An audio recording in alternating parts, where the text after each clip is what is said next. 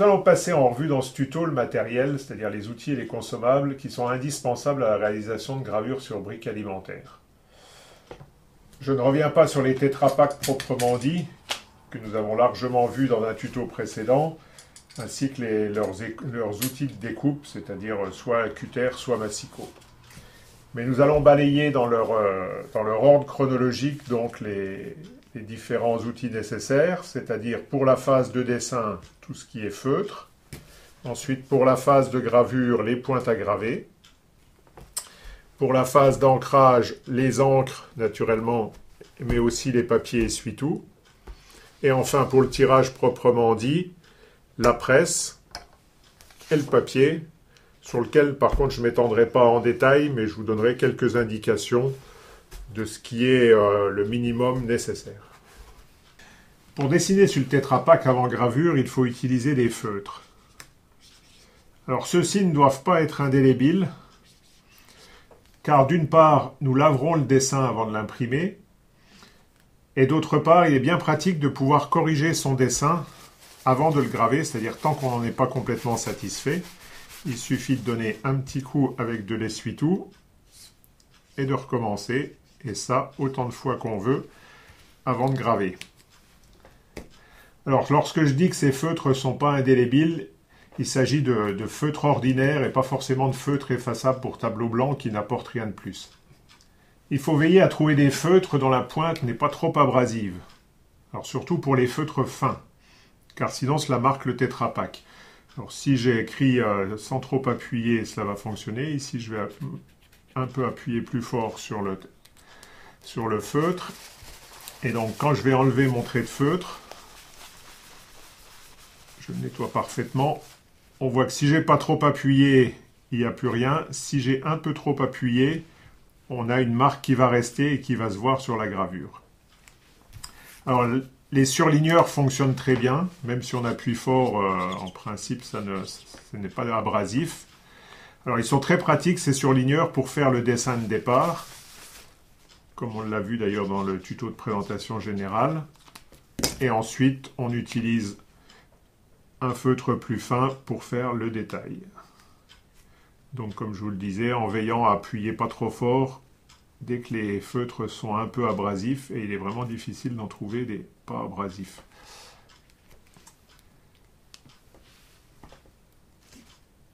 Le Tetra Pak étant lisse et non absorbant, surtout avec les feutres fins, il a du mal à tirer l'encre du feutre par capillarité.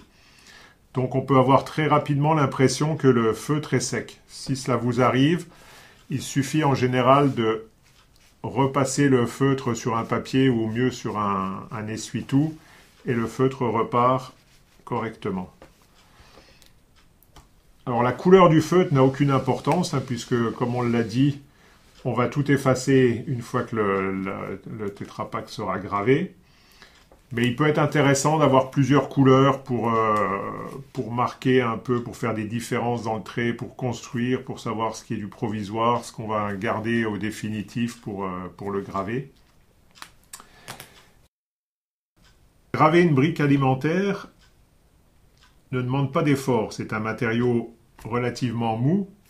Et donc, on peut le faire avec une pointe ordinaire, un outil qui se manipule comme un stylo, celui-ci ou celui-ci. Et contrairement à d'autres techniques comme la gravure sur cuivre, il n'est absolument pas nécessaire d'avoir un outil avec un gros manche qui donnerait de la force. Alors donc soit on utilisera un outil comme cela du commerce, celui-là par exemple qui est assez pratique en forme de critérium, qui se manipule donc comme un stylo, soit un outil que vous réaliserez vous-même et qui fonctionnera au moins aussi bien.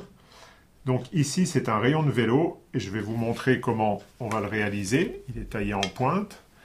Donc, on va prendre notre rayon de vélo. Donc, vous pouvez prendre un diamètre quelconque. Ici, c'est des rayons assez fins, mais avec des diamètres plus épais, ça marchera au moins aussi bien.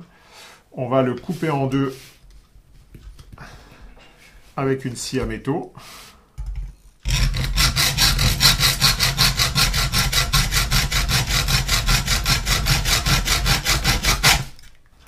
Voilà, c'est vite fait. nous avons nos deux demi-rayons de vélo que nous allons pouvoir tous les deux tailler en pointe.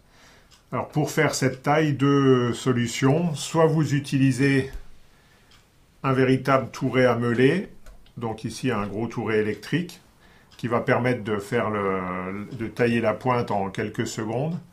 Et il faut surtout veiller, donc si vous utilisez un touret, à toujours tourner le rayon dans vos doigts pendant que vous le meulez, de manière à ce qu'on ait vraiment une pointe, qu'on n'ait pas de facettes, qu'on ait une pointe bien régulière tout autour. Et puis la deuxième chose à veiller, c'est à ne pas chauffer la pointe, parce que sur un touret électrique avec une grosse meule comme ça va chauffer très vite. Et à ce moment-là, on va détremper la pointe et elle sera plus très dure. Mais le touret n'est pas absolument indispensable. Vous pouvez très bien tailler sur une grosse lime. Donc avec un angle d'environ, c'est ce que vous ferez aussi sur le touret, hein, c'est d'avoir un angle d'environ 30 degrés. Vous frottez surtout en tournant en permanence pour ne pas faire de facettes. Et puis de temps à autre, vous regardez ce que vous êtes en train de faire. Bon, c'est sûr que c'est plus long que sur le touret, mais ça demande moins de matériel. Bon, il faut une lime qui ne soit pas trop mauvaise. Alors là, on a coupé la caméra pendant 1 minute ou 2 pour vous épargner toute la phase de... Bon, ça reste quand même très rapide. Donc là, sur la grosse lime, j'ai obtenu une pointe qui est presque parfaite déjà. Je le repasse sur une petite lime plus fine pour fignoler. Donc toujours en tournant en permanence, hein, pour ne pas faire de facettes sur la pointe. Parce que si on a une facette, après la pointe sera moins facile à manier dans les courbes. Ça risque de raccrocher un peu dans les courbes. Vous voyez, là j'ai une pointe qui est presque parfaite. Donc l'intérêt de faire soi-même sa pointe, d'avoir son outil, c'est qu'on va pouvoir réparer la pointe si jamais elle a un problème, si elle s'use, si elle prend une facette. Et donc ce qui est intéressant, vous pouvez le faire avec des limes, ce qui est intéressant c'est d'avoir toujours dans son matériel sous la main une petite pierre à meuler. Donc ici c'est le bout d'une pierre à faux, une pierre à affûter qui permet de réparer si jamais il y a une petite barbe par exemple qui griffe trop le Tetra Pak. Donc ma pointe à graver est presque prête. Je vais juste, pour faciliter l'appréhension, parce que finalement c'est la partie qui est vraiment très proche de la pointe qu'on va utiliser, qu'on va tenir dans les doigts. Donc j'y mets un élastique pour que ce soit plus facile à utiliser. On va faire un tour ou deux pour pas que ça se promène. 3. Voilà. Et là, j'ai une pointe qui est prête à l'utilisation.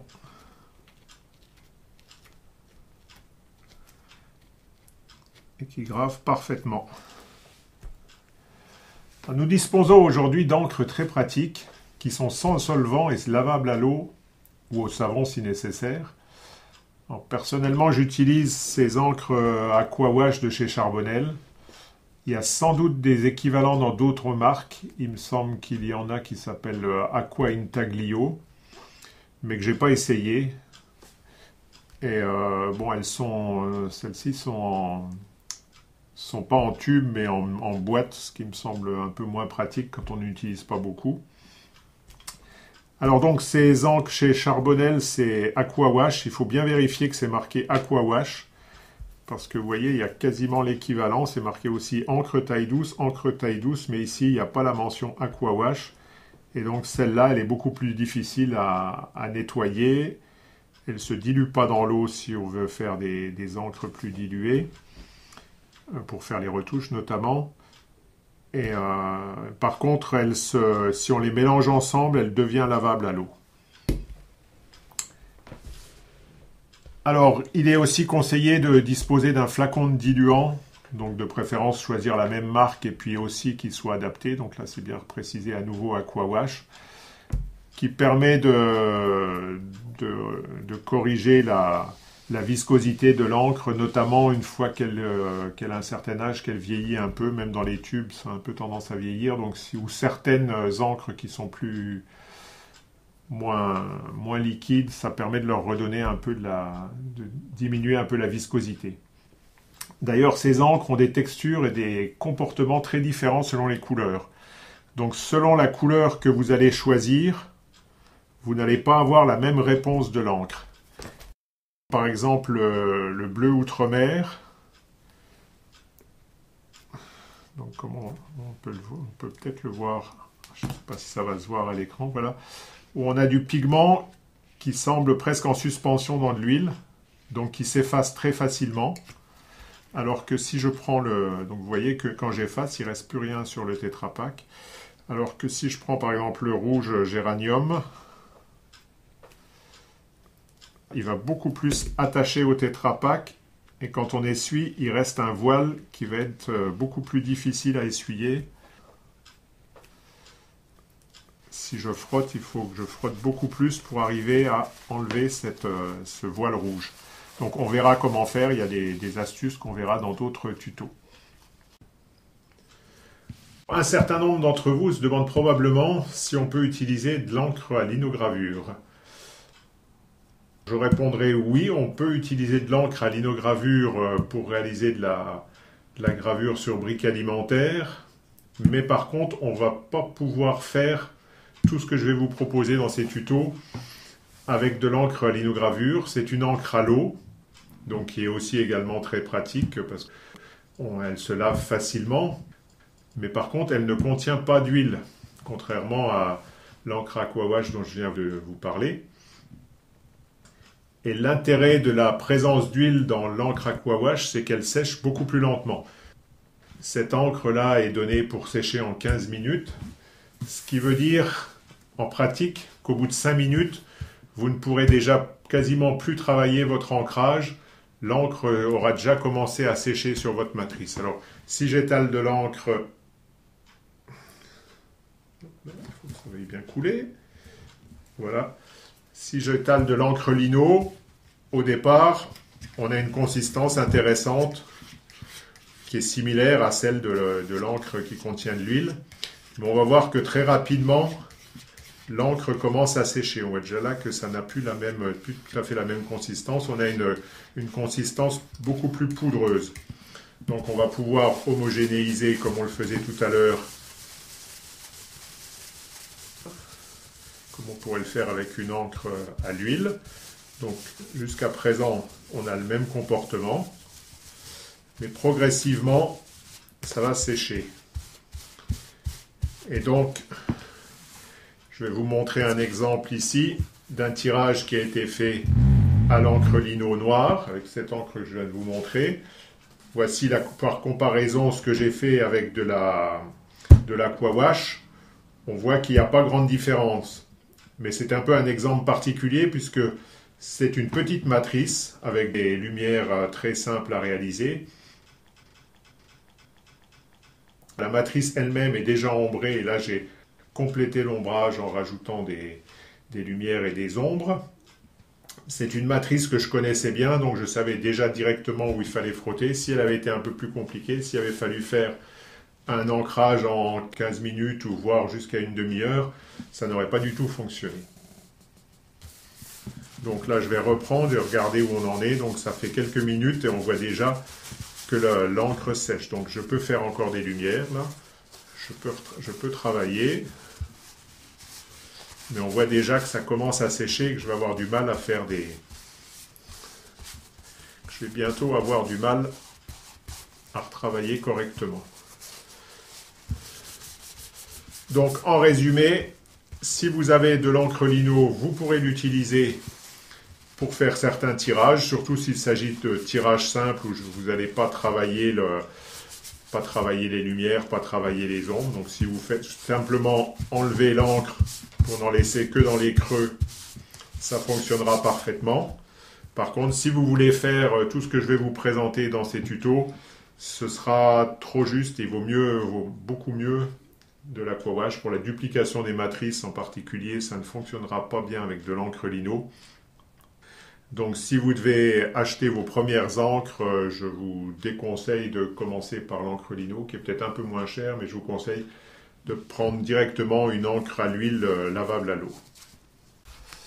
Comme vous venez de le voir, j'étale l'encre avec un couteau à peindre. On peut appeler ça spatule, mais le vrai nom c'est couteau à peindre, donc les couteaux qui sont utilisés surtout pour la peinture à huile. Ça sert essentiellement à faire bien pénétrer l'encre dans les traits, hein, plus qu'à étaler sur le Tetra Pak, ce qu'on pourra faire après avec l'essuie-tout.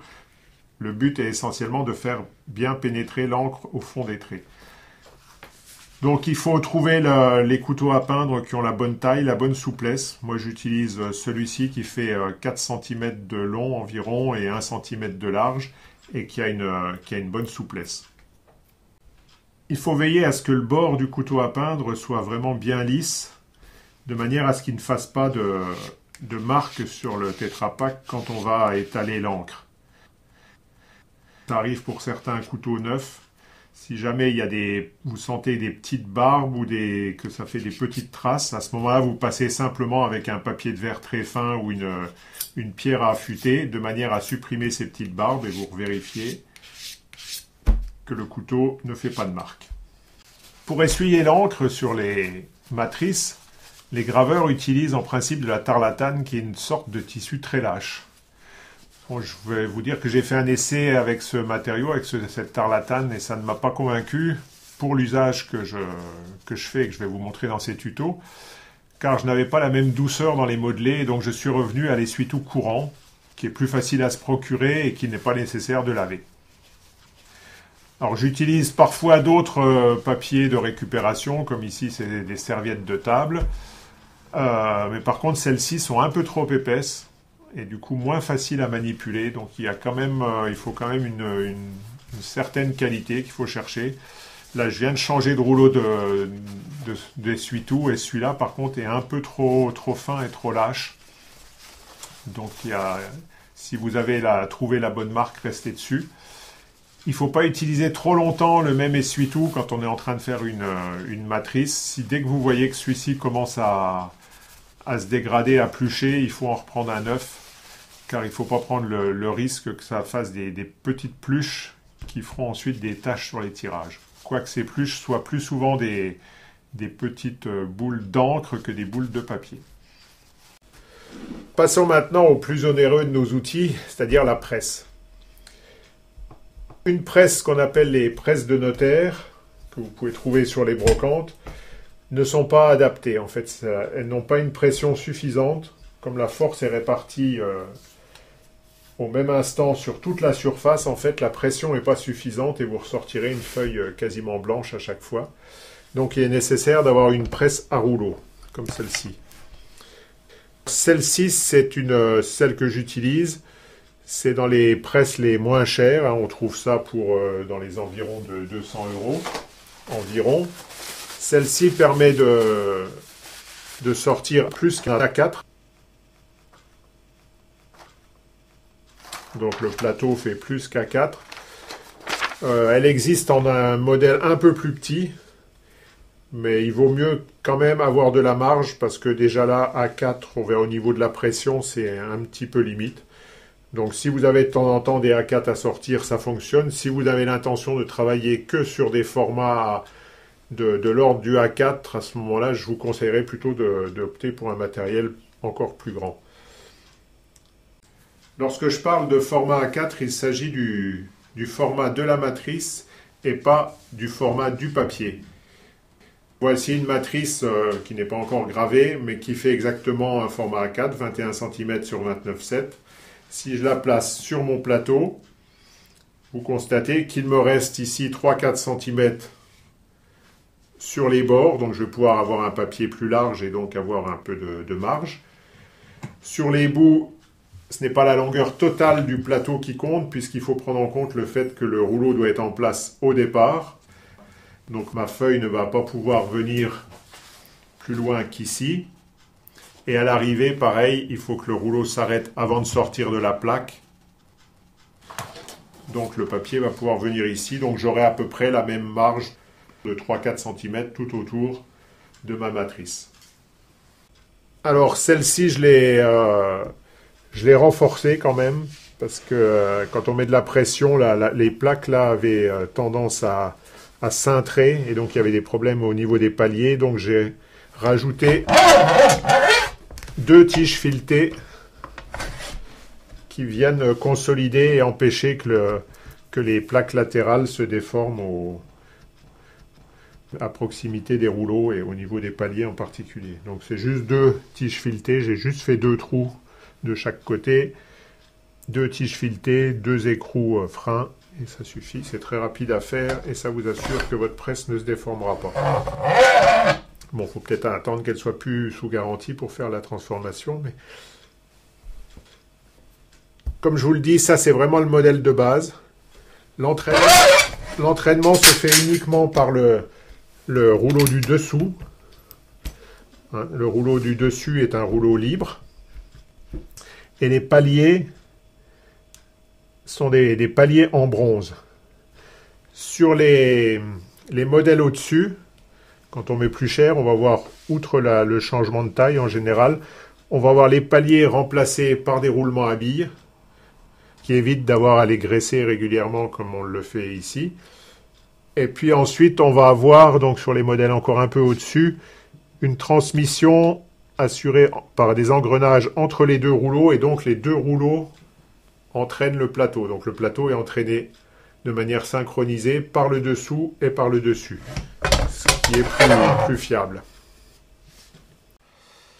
Je vais revenir sur le graissage des paliers. Si vous avez une presse comme ça qui a des paliers et pas des roulements à billes, ce graissage est vraiment important parce que dès que la graisse ne fait plus son effet, l'effort à fournir pour pour faire avancer la presse avec une pression suffisante devient trop important et on n'arrive plus à mettre la bonne pression, sauf à s'arracher les bras sur la manivelle.